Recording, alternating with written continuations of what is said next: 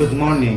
Ngayon is Wednesday at 10 o'clock. Maaga pasok ngayon, 10:30. Gawa na. Ngayong araw na to, naging busy day ako. Supposed to be ang pasok ko 4 o'clock. Pero gawa ng busy nga kami, papasok ako ng 11 o'clock. Tapos, lalabas ako ng 2 o'clock. Pupunta na kami sa work hanggang 7 o'clock. Sa 7 o'clock, babalik nga naman ako sa work ko hanggang 12 na yon. Kaya busy ako ngayong araw na to. At may dumating nga pala akong package galing ng Wish. Alam niyo ba yung Wish? Diyan kami umu-order ng mga kailangan na bilhin. Kasi pero meron naman dito. Kaso, ang mamahal. Kaya doble ng mahal. Tulad nito, ang bili ko lang dito ang order ko lang dito is 6 euro. Tapos may delivery siya na 2 euro. So, makaya umabot ng 8 euro. Pero, pag binili mo siya sa store dito sa Finland, nasa 20 or 22 euro, 25 euro. Kaya ang laki ng diferensya. Kaya kami, pag meron kami mga kailangan, di ba? Pwede ka naman bumili sa online na mas mura. Kasi doble ang presyo dito eh. Yun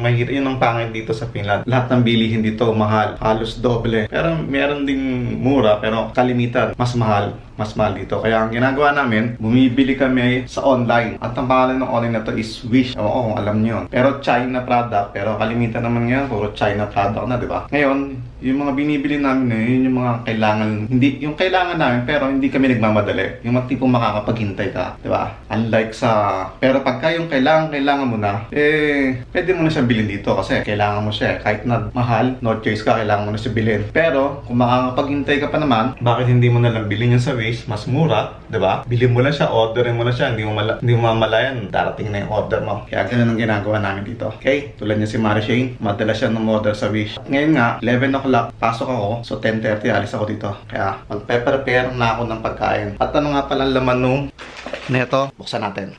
Nabuksan ko na po siya. At ang laman, nandito na. Ito yung binili ko.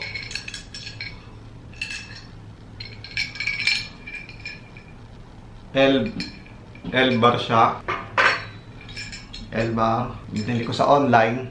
Yun nga, sabi ko nga, 8 euro siguro. Nasa 6 euro lang siya. 7 euro lang siya, pero plus delivery. So, makaya umabot ng 8 euro. Basta 8 euro. Tingnan lang kung makala delivery, 1 euro lang yata.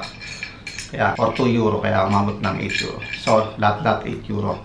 Ngayon, pag binili mo to, kasama silang dalawa. Pag binili mo sa store dito, ang pagkakaalam ko, nakalimutan ko na kasi nasa 20, 22 or 25 hanggang gano'n. Diba? Doble. Kaya sa online na binili. Ngayon, ang gagawin ko dito, mga bracket siya para sa camera.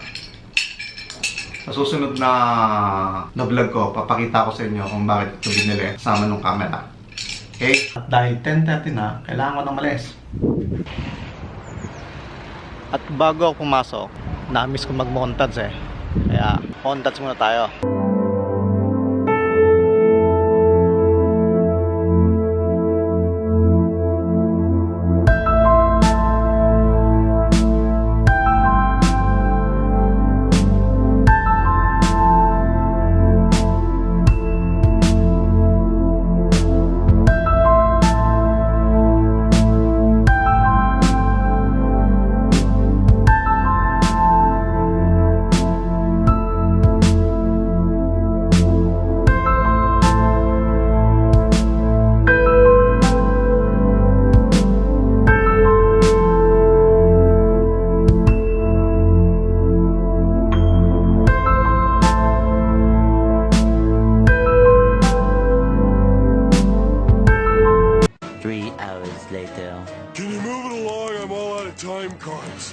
So, 2 o'clock na. Pupunta naman ako doon sa susunod na trabaho at magkikita kami mama doon sa may bus terminal. Okay, kaya pupunta na ako.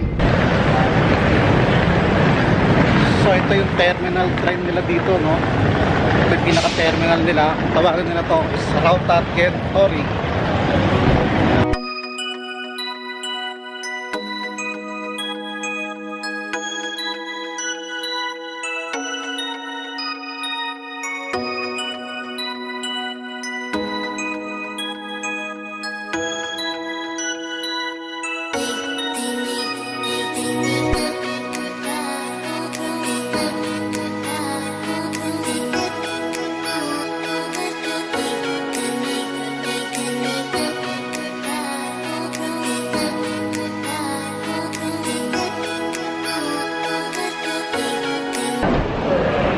Ito naman ang loob ng terminal.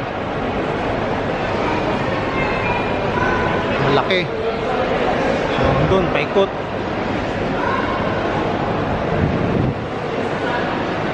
Kaya ito ang pinaka-Rauta, tawagin nila is Rauta Tientori.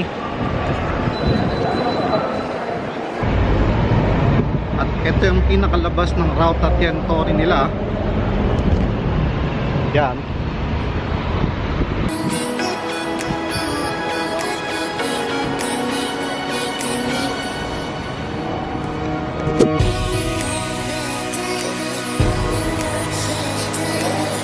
So dito na yung mga bus terminal nila at pag dito ko daw sila hihintayin sa bus number 16, kaya hanapin ko kung saan dito.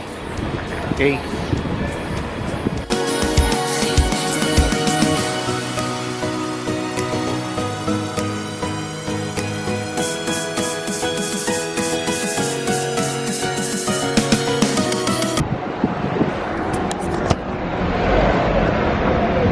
Nandyan na daw sila. Pupunta na ako doon. Lalakad na daw sila eh. Kaya mamaya ulit. Ako naman. Hello. Hello. So, papunta na kami doon sa next na trabaho namin. Kaya mamaya na lang ulit. Time check. 11:15 na. Nandito na ako sa bahay. May pailaw si Mayor. Dahil gabi na nga. 12 na at mahaba na tong vlog na to, dito ko natatapusin to, kaya magkita-kita na lang tayo ulit sa vlog ko. Okay, so hanggang dito na lang.